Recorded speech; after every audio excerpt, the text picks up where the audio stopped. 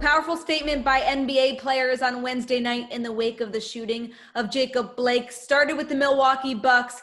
All NBA teams expected to play Wednesday night, now boycotting, and the NBA has postponed those matches. I'm Sierra Goodwill here with Nick Gelso and Jeff Goodman, and it feels like we're talking about something really historic here. Your reactions to these teams boycotting these games, and it doesn't feel like it's going to stop here.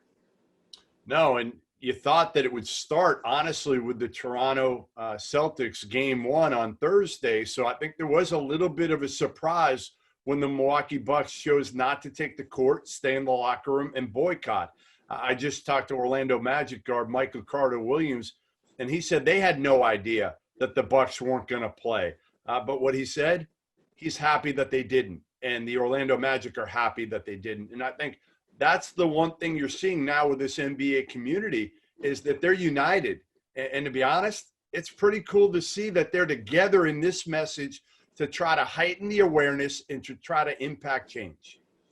Leave it to the NBA. I mean, they have led the way in every aspect of 2020 in a good way, going from the pandemic to the civil unrest. And this really leads back to Donald Sterling when Adam Silver's first real ruling was to ban him for life. The NBA has been progressive. They were the first league to come out with coronavirus, first league to really embrace Black Lives Matters, and now first league of what I think will probably hit baseball now too, from what I'm hearing, to start the boycott. And guys, I mean, we're too young for Muhammad Ali and all that stuff that happened in our parents' generation. We're kind of seeing our generation's version of that. And I couldn't be more proud.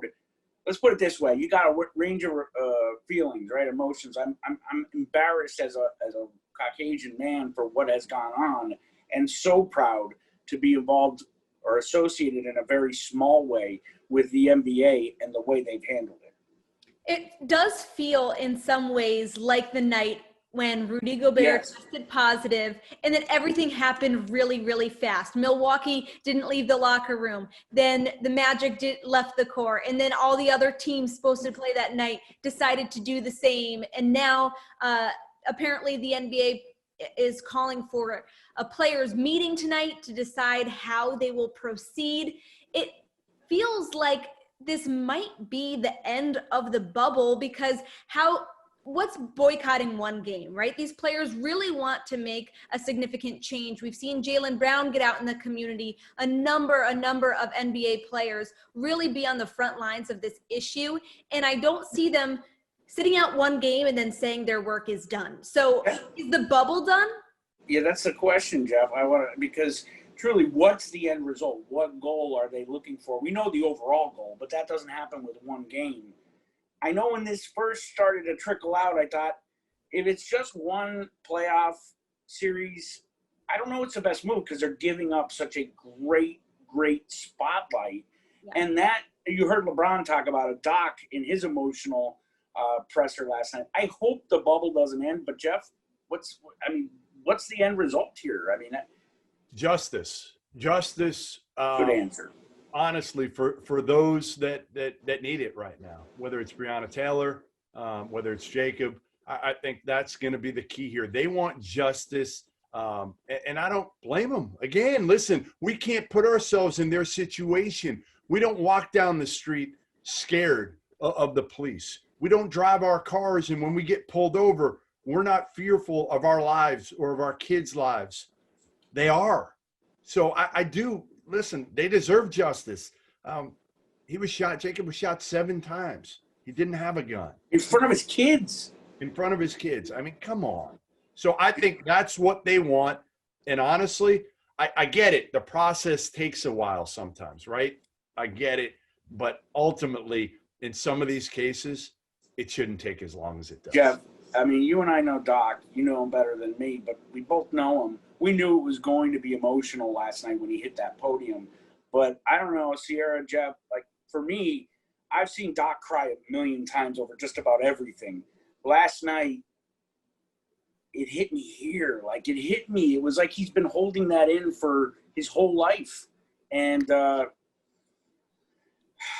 how would you like to worry about your grandkids?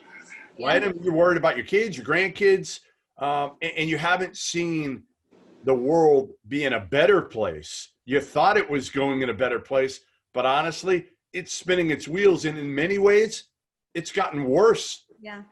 It's gotten where we've never had a generation that's handed the country over in worse shape than they got it. And I don't fear, kind of know at this point, this is a mess.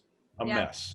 Well, the reason that Doc's words are even more impactful this time around is because, what was it, a couple months ago, it was George Floyd. This is like 2.0. Now, Jacob Blake, luckily and thankfully, did not lose his life, but it doesn't change what happened in the fact that police brutality seems to still be an issue after it feels like progress was being made, but really it's just becoming more divisive across this country as these issues begin to rise and rise again. And Jaylen Brown's comments really also were so emotional, because he says now every time he looks at his jersey, he sees the number of times that a Black man was shot. And that's really disappointing. That's super upsetting. And like you said, I don't really know where to go from here, because I do think it's safe to say that the Celtics and Raptors are going to follow suit, considering they were discussing this before Milwaukee ever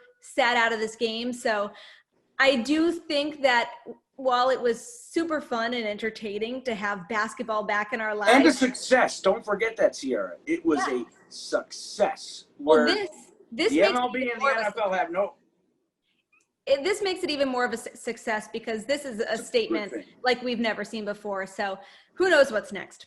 Before you wrap, I mean, truly, Jeff, Sierra, I would like to think there will be basketball, not so much as a fan, more as someone who wants to hear from these players regularly. But with the RNC, I'm not going to turn this political, but with the convention going on the next 2 days, I can almost guarantee they're going to stoke the flames of this burning bonfire, and that's probably don't you think that, right, that's just going to inspire these players to say, the hell with it? You try to come after us, we're not playing. So I agree. I think this is going to go on longer than we think, but ultimately I think the way they get back on the court is for arrests to be made. Or statements, or how about anything from the government? I mean, anything positive. I mean, that's not going to happen. You and I both know. There's no way Donald Trump is going to come forward and admit he's wrong about anything. No, he's going to stoke the fire, and that's a shame. That's a shame. I don't really have anything else to say on this other than that. You know, my prayers are with the family, and God maybe did something sideways here by. Jacob is paralyzed, but his mouth is going to work. He's going to be able to talk. He's going to be able to say what happened. And whether he was in the wrong or the right, no one deserves to be gunned down point blank in front of their children. And he's going to be able to talk about it. So this ain't over. Well, for all of our continued coverage of this developing situation and how the Celtics will ultimately be involved, you can find it on our website at clnsmedia.com. The Garden Report is brought to you by Manscaped. Get 20% off and free shipping with the code Maxwell20